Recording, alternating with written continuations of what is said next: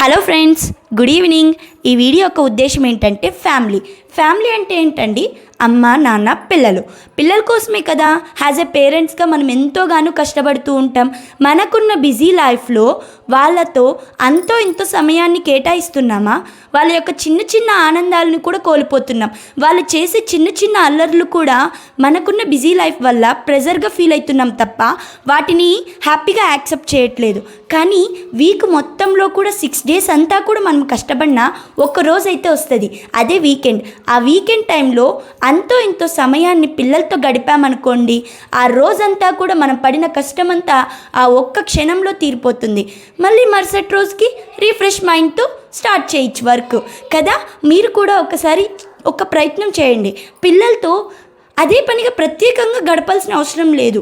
ఉన్న కొద్దిపాటి సమయాన్ని వాళ్ళ యొక్క చిన్న చిన్న ఆనందాలని తీసుకున్నామనుకో, మనకి లైఫ్ లాంగ్ మెమొరీస్ని ఇస్తుంది.